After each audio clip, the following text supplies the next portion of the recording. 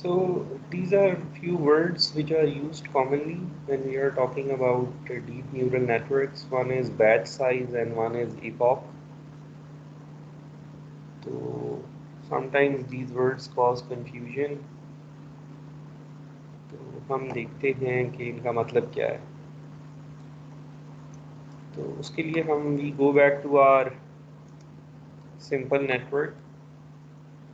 तो इसमें हमारे पास एक इनपुट है, एक ट्रेनिंग एग्जांपल है जिसमें दो फीचर्स हैं I1 और I2, और आउटपुट हमें बताई गई है कि for this I1 I2 what should be the output. एक ही एग्जांपल है हमारे पास. एक एग्जांपल के केस में पहले हमने फॉरवर्ड पास किया था और टोटल एरर कैलकुलेट कर ली थी. उसके बाद हमने we started taking the derivative of total error with respect to these parameters.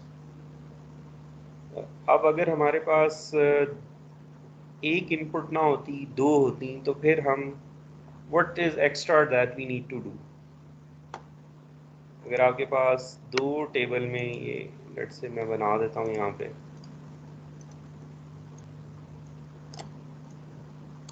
दो आपकी आउटपुट्स हैं जिनको आप O1 O2 कह रहे हैं, और दो इनपुट्स हैं I1 और I2, और अभी सिर्फ एक आपको वैल्यू दी गई थी और ये आपका नेटवर्क था सारा.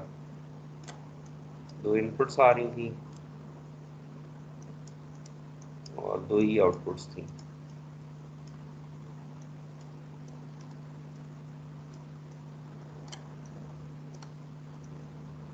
तो इस पहली वाली एग्जांपल के लिए आपने सारी कैलकुलेशन कर ली है. But if we have another example and we will have many training examples, तो फिर हम वही काम रिपीट करेंगे, दोबारा पास करेंगे और एरर कैलकुलेट होगा. तो एरर हमारा जमा हो जाएगा. लेट्स से पहले हमने ब्लैक वाले के लिए टोटल एरर कैलकुलेट किया था, अब हमारा ब्लू वाले के लिए टोटल एरर आ जाएगा हमारे पास. तो अब ग्रैंड टोटल ये होगा कि इन दोनों को जमा कर दें,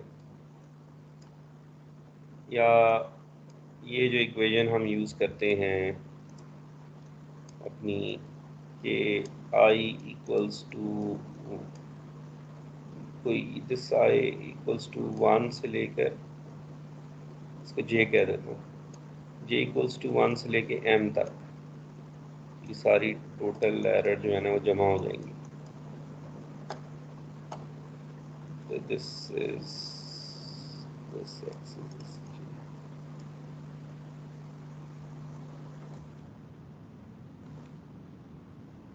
टोटल आपके पास M एग्जांपल्स हैं. तो अब आपको याद होगा कि जब हम बैक प्रोपिगेशन कर रहे थे तो ये बीच में हमने इंटरमीडिएट जो कैलकुलेशंस की थी वो हम यूज़ करते थे फिर बाद में. तो वो हमने कहीं सेव करने थे, तो वो हमने जो इंटरमीडिएट कैलकुलेशंस हैं फॉरवर्ड पास में वो हमने सेव की नहीं थी, तो हम ET तो हमने कैलकुलेट कर लिया था. अब अगर हमने ये ब्लू वाला ET कैलकुलेट करना है तो ET कैलकुलेट कर चुके हैं हम, और अब हमने टोटल का अगर ग्रैंड टोटल लेट से उसको मैं E कह देता हूँ, उसका डेरिवेटिव लेना है with respect to any parameter W5 let say.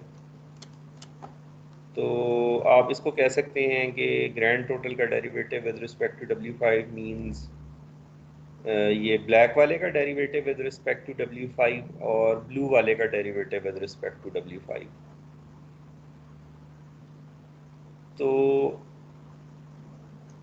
तो ब्लैक वाले को कैलकुलेट करते हुए जो इंटरमीडिएट कैलकुलेशंस की थी वो भी हम यूज़ कर सकते हैं. फिर वही काम हम ब्लू वाले के लिए रिपीट कर देंगे, फिर वो हमारा टोटल डेरिवेटिव हो जाएगा अगर हम इसको E कह रहे हैं.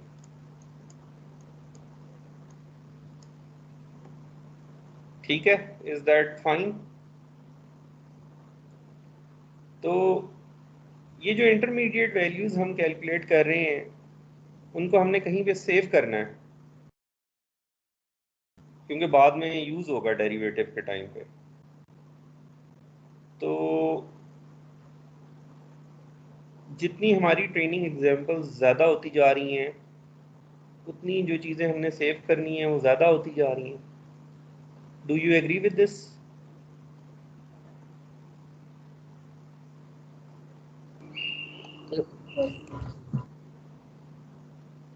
तो अब होता ये है कि ये जो डीप नेटवर्क्स है ना, इनमें बहुत एम का नंबर काफ़ी बड़ा होता है।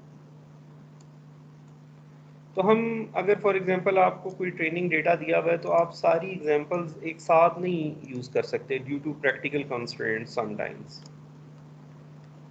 कि आप पहले पूरे के पूरे जो है वो एग्जांपल्स को फॉरवर्ड पास करें, फिर टोटल एरर कैलकुलेट करें और फिर डेरिवेटिव लेना स्टार्ट करें।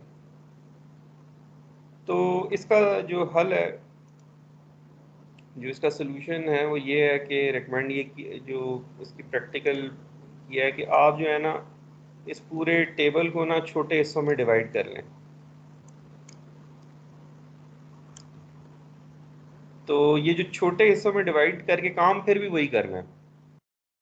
तो पहले लेट्स से ये वाला जो ब्लॉक है ये आपने पास किया, और पास करने के बाद टोटल एरर कैलकुलेट की, और फिर बैकवर्ड पास कर लिया। बैकवर्ड पास करने के बाद आपने अपने पैरामीटर अपडेट कर लिए, ठीक है ना, जिस तरह W5 मैंने अपडेट कर लिया।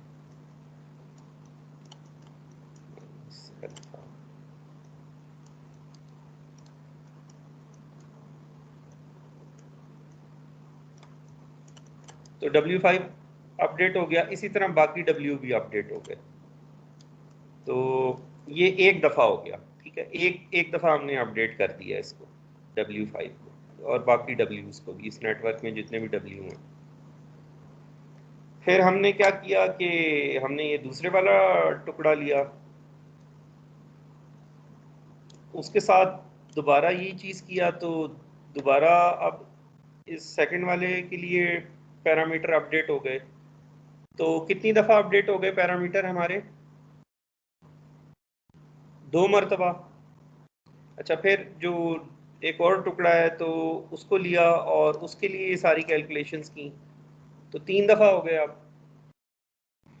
तो जब पूरा का पूरा ट्रेनिंग सेट आपने पास कर लिया ना अपने नेटवर्क को, तो आप ये कहेंगे कि 1 एपॉक हैज़ पास्ड।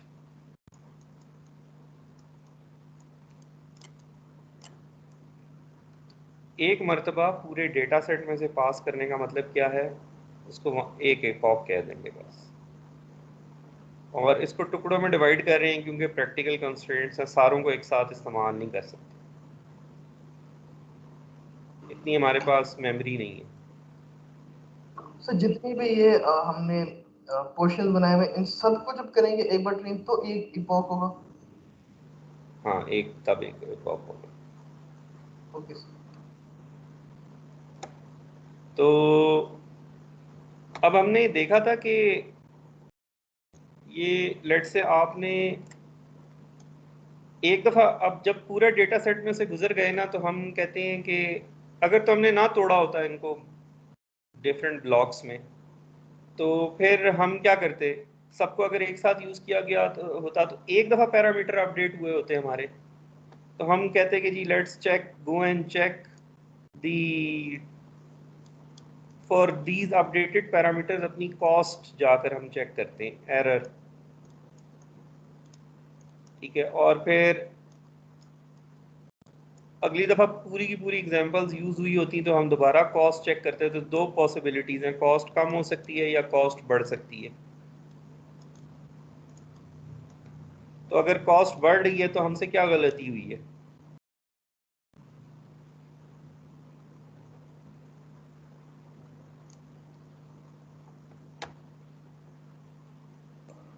तो ओवरफिटिंग हो रही होगी, यानी ज्यादा ज्यादा पोर्शंस लेने होंगे हमने। नहीं, सोशल साइंस। बैच साइज ज्यादा छोटा है। ये भी तो कोई चीज़ थी जब आप डेरिवेटिव ले रहे होते थे। Learning rate. ये देखिए ना, हमें याद है कि हमारा एक बाउल होता था, पहली दफ़ा हमने गेस किए होते थे, फिर डेरिवेटिव लेते थे, तो अगर जंप बड़ी हो जाती तो आप मिनिमम से दूसरी साइड पे निकल जाते। इस वजह से इस पॉइंट पे कॉस्ट ज़्यादा है। अब आपके जो नए वाले पैरामीटर हैं आफ्टर फर्स्ट आइट्रेशन वो ये वाले हैं, उनके लिए फंक्शन की कॉस्ट ज़्यादा। तो बहरहाल ये तो प्लॉट हमने बनाया था, अभी हमें इसकी ज़रूरत नहीं है। इसकी ज़रूरत मतलब हमें तब होगी जब हम लर्निंग रेट सेट कर रहे हैं। तो ये जो हम प्लॉट बनाते थे वो एक दफ़ा अपडेट किया, दूसरी दफ़ा अपडेट किया पैरामीटर्स को, तो इस तरह हम बना रहे थे। लेकिन जब हम सिंपल वाला न्यूरल नेटवर्क यूज़ कर रहे थे ना, तो हमने सारी एग्जांपल्स को एक साथ ही ले लिया था, यूज़ कर लिया था। अब जो हमारे पैरामीटर अपडेट होंगे वो सारी एग्जांपल्स को एक साथ तो यूज़ कर नहीं सकते, तो हम टुकड़ों में डिवाइड कर देंगे उसको, जितनी हमारे पास लेट से मेमोरी है ये सारी कंप्यूटेशंस को स्टोर करने के लिए। तो आपकी मर्ज़ी है, आप जिस तरह मर्ज़ी टुकड़ों में डिवाइड करना चाहते हैं। और नॉर्मली अब जो है वो 32 अच्छा, ये जो टुकड़े हैं इनको बैच कह दिया। एक बैच पास होता है तो एक दफ़ा अपडेट हो जाती है, अगला बैच पास होता है तो अगली दफ़ा अपडेट हो जाती है, अगला बैच पास होता है तो एक और दफ़ा अपडेट हो जाती है। जब सारे ट्रेनिंग डेटा पास हो जाता है तो आप कहते हैं कि जी एक ईपॉक गुजर गया है। तो एक ईपॉक में कितनी दफ़ा आपके पैरामीटर अपडेट हुए?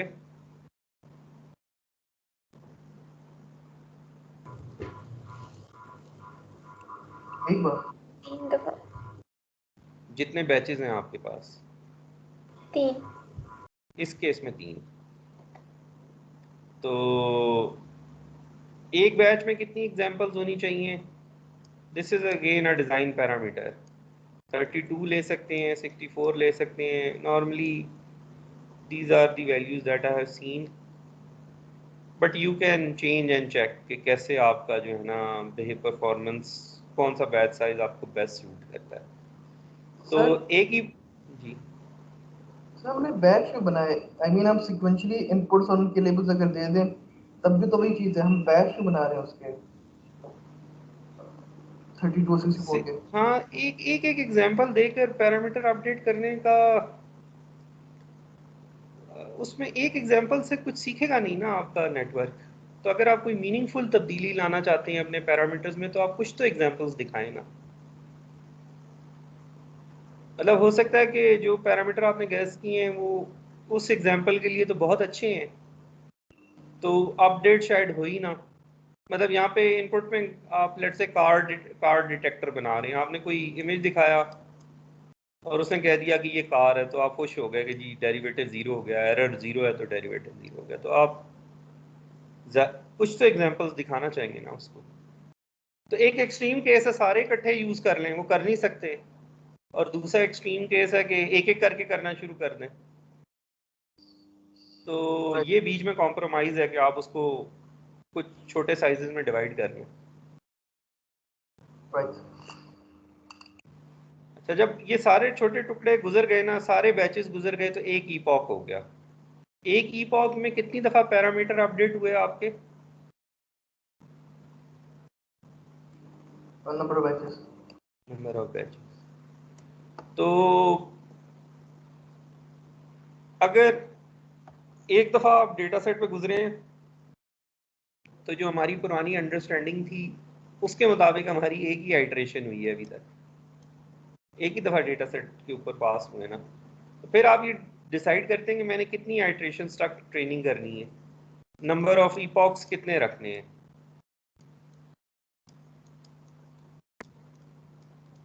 तो इस तरह है ना कि अगर एरर रिड्यूस हो रहा है तो आप आइट्रेशन बढ़ाते जाएं तो एरर और कम होता जाएगा, और एक पॉइंट के बाद जाके एरर कम होना बहुत कम हो जाएगा, ये फ्लैट हो जाएगा। तो आप कहीं यहाँ पे फॉर एग्जांपल यहाँ पे जाके रोक दें, या इससे ज़्यादा आइट्रेशंस करने का कुछ खास फ़ायदा नहीं हो रहा। तो और ये याद रखें कि ये डीप नेटवर्क होगा, तो ये एक आइट्रेशन जो है एक ईपॉक है, maybe it takes a day or several hours on a good computer. तो बहरहाल इसमें जो कंक्लूजन है वो ये है कि ये ईपॉक और बैच अगर कोई इस्तेमाल कर रहा है ना लफ्ज़, तो इट डजंट चेंज कि हमने क्या सीखा है अभी तक। ये वही एग्जांपल्स हैं और उनको जो है ना प्रैक्टिकल मैनेजमेंट जो हमारी प्रैक्टिकल कंस्ट्रेंट्स हैं उनको कंसिडर करते हुए हमने इस समेशन को मान से एम तक रहने की बजाय ना मान से एम बी कर दिया। लेट से ये जो ग्रीन वाला है ना इसका एम बी साइज है। ठीक है, तो अब ये आप कैलकुलेट कर सकते हैं। ये जो यहाँ पे लिखा हुआ है देखें ज़रा, ये आपके पास डेटा सेट में है लेट से 200 सैंपल्स और आप कहते हैं कि जी let's take 5 at a time, तो कितने बैचेस होंगे आपके पास?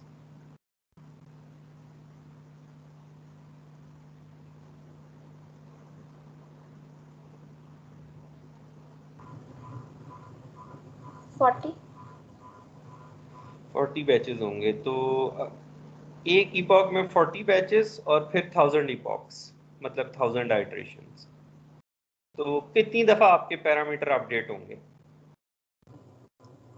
40,000 हाँ, हर 5 एग्जांपल्स के बाद आप पैरामीटर अपडेट कर रहे हैं ना, तो 40 मरतबा एक ईपॉक में हो जाएंगे और 1000 ईपॉक्स हैं तो ये किधर गया? 40,000।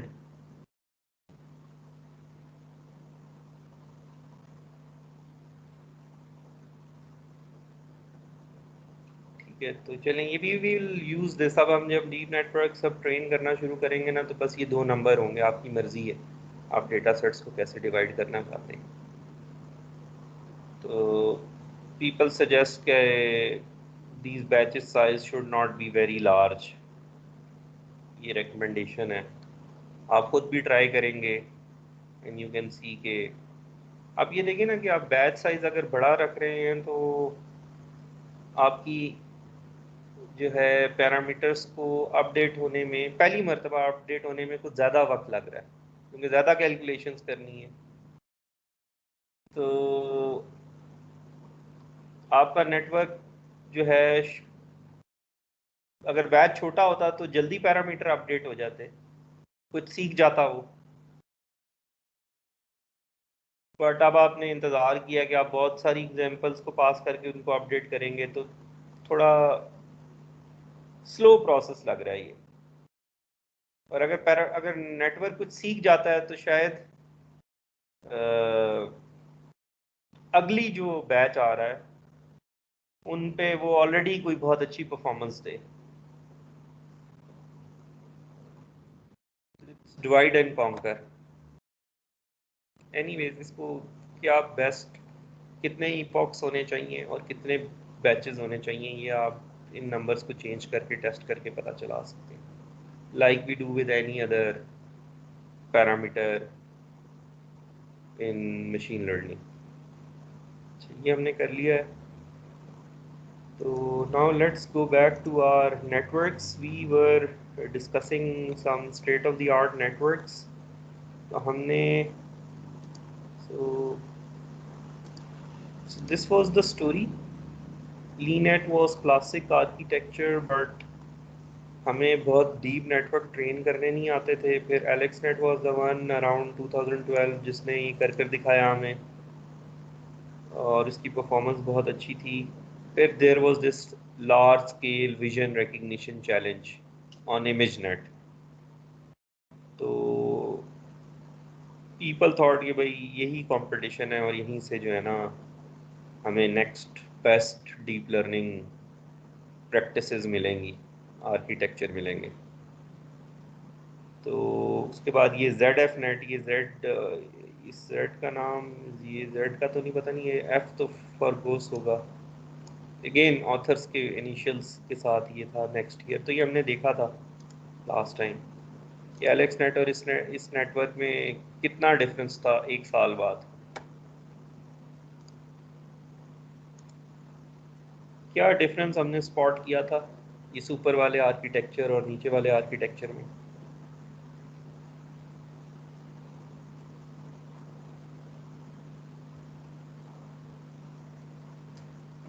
सर स्ट्राइड 4 की जगह 2 यूज की थी। कुछ खास नज़र नहीं आ रहा, बड़ा मुश्किल हो रही है देखना। कॉन्वोल्यूशन लेयर्स भी उतनी हैं और ये भी मैक्स पूल यूज़ कर रहा है, ये भी मैक्स पूल यूज़ कर रहा है, इसके पास भी डेंस लेयर्स हैं, उतनी दो ही हैं, एक और दो, और इसके पास भी दो ही हैं, और उसकी भी 1000, उसकी भी 1000 आउटपुट, क्योंकि डेटा सेट सेम है तो 1000 आउटपुट है। तो यहाँ पे कुछ स्ट्राइड इसने चेंज कर दी, मे बी यहाँ पे नंबर ऑफ फिल्टर्स बीच में चेंज कर दिए हों। तो so I think the challenge in those days was कि आपने खुद ये सारा नेटवर्क लिखना होता था और ये फॉरवर्ड पास करना होता था और फिर बैकवर्ड पास करना होता था। तो उस वक्त ये लाइब्रेरीज लाइक पायटॉर्च और टेंसरफ्लो ने ये अभी नहीं आई थी, तो इस वजह से ये बहुत मुश्किल काम था और लोगों को समझ भी नहीं थी, जिनको डीप लर्निंग नहीं आती थी ना, उनको तो बिल्कुल ये इम्प्लीमेंट करना नहीं आता था कि अच्छा बैकवर्ड पास आप कैसे करना है। तो दीज आर प्रैक्टिकल कंस्ट्रेंट्स, और पूरे साल बाद सबसे ज़हीन लोगों ने मिलकर ये वाला नेटवर्क बनाया था दुनिया में। But those were good days if you were a researcher, things were not changing fast, so you could work on a problem. Now it's become challenging. You think of an idea and you write it on Google, and every day there are like 100 new papers. Or anyways, उसके बाद 2000 in 2014 Google's team presented a network, और इनका कमाल ये था कि इन्होंने कहा था कि हमारा नेटवर्क इन दोनों से बड़ा होगा, मतलब लेयर्स ज़्यादा होंगे, और पैरामीटर हमारे इन दोनों से कम होंगे। तो विच वॉज सरप्राइजिंग, नेटवर्क बड़ा है और पैरामीटर कम है। अगर आप खुद कैलकुलेट करने की कोशिश करें ना, तो आप देखेंगे कि एलेक्स नेट के पैरामीटर 60 मिलियन के पास पास हैं, और मेरा ख्याल है इसके 4 मिलियन है, ये कहीं से मैंने लिखा होगा। तो this was 2014, so after 2 years people started playing with deep networks, and they started finding new tricks to come up with better performance. ये हम देख लेते हैं, ये इंसेप्शन मॉड्यूल, ये जो इतना मुश्किल नाम है, इसका मतलब क्या है। तो हम एलेक्स नेट देखते हैं ना। अच्छा ये पहली लेयर देखें, इसमें आपने फिल्टर का साइज जो रिसेप्टिव फील्ड है वो 11 क्रॉस 11 रख लिया, और ये जो है ZF नेट, इसने 7 क्रॉस 7 रखा हुआ है। आप अगर देखें पहले वाला फिल्टर, तो क्वेश्चन ये है कि 7 क्रॉस 7, मतलब चॉइस करें कि भाई या तो 7 क्रॉस 7 यूज़ कर लें, या 11 क्रॉस 11 यूज़ कर लें, या 5 क्रॉस 5 यूज़ कर लें। तो एक किसी लेयर में ना आपको चॉइस करनी पड़ती थी। तो इन्होंने कहा कि ये जो गूगल वाले थे ना, इन्होंने कहा कि ये चॉइस जो है मतलब, और फिर ये भी फिक्स आप कर देते थे कि अच्छा अब इस लेयर के बाद एक कॉन्वोल्यूशनल लेयर आएगी या पूलिंग लेयर आएगी, तो ये सारी चॉइसेस थी। तो बहुत ज़्यादा कॉम्बिनेशन बन जाते हैं कि अच्छा मैं हर चीज़ ट्राई करूं। तो दे सेट के अगर कोई पिछली लेयर है ना, लेट से ये लेयर है पिछली, तो लेट से इस पे आप 5 क्रॉस 5 का भी फिल्टर अप्लाई कर दें, इस पे आप जो भी रिजल्ट आए वो, इधर मैं ड्रॉ करके बताता हूँ।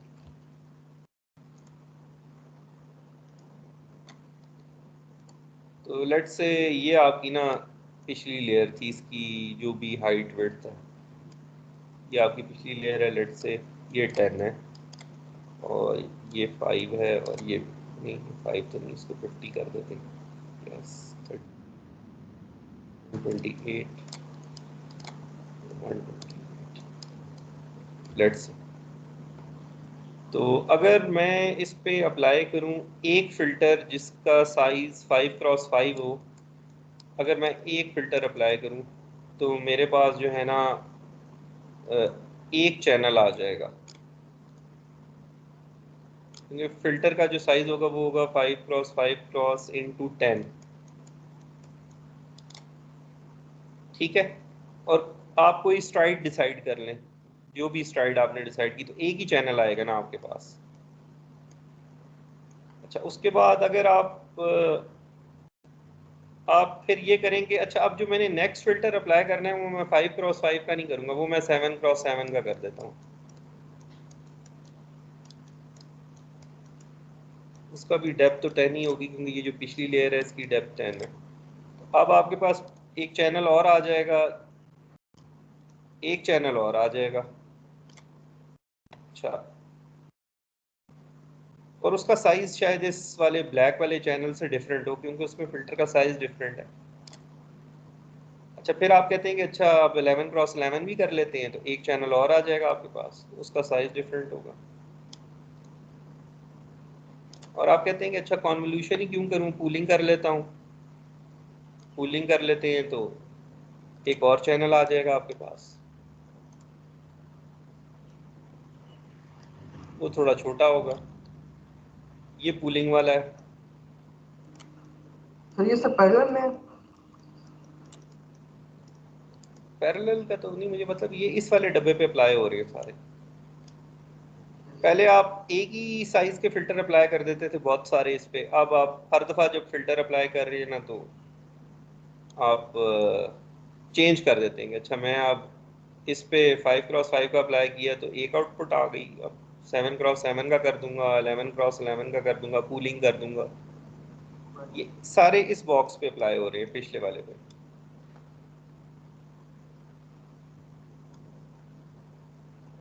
ठीक है।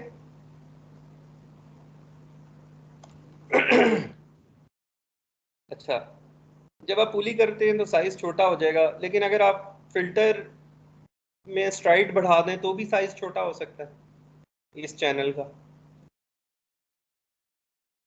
तो आपने क्या किया कि आपने कहा कि जी अच्छा मैं इनके स्ट्राइड्स ऐसे सेट करूंगा कि मे बी ये जो सारे चैनल बन रहे हैं ना, इनका जो हाइट और विड्थ है ना, विड्थ और हाइट बराबर हो जाए। तो ये आपके पास अब एक नया डब्बा बन गया। तो पहले ये जो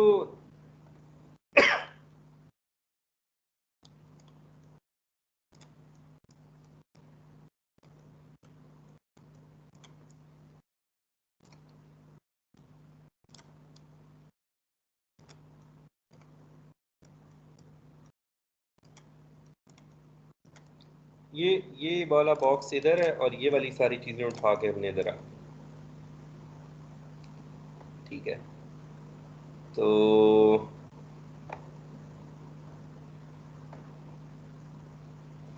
अब हमने क्या किया, अब लेट से इस बॉक्स की बारी आई, अब इस पे कुछ अप्लाई करना है, अब नेक्स्ट स्टेज में चले गए।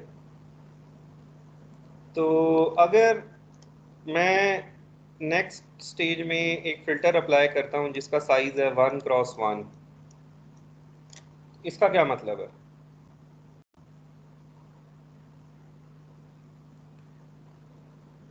वन क्रॉस वन का फ़िल्टर कभी देखा है आपने? मतलब हम तो 2D फ़िल्टर में कुछ एरिया लेना चाहते थे ना हमेशा। ये तो पिक्सल होगा। ये तो सिर्फ एक पिक्सल होगा। Yes sir. तो लेकिन पिक्सल होगा, लेकिन उसकी डेप्थ भी तो होगी ना।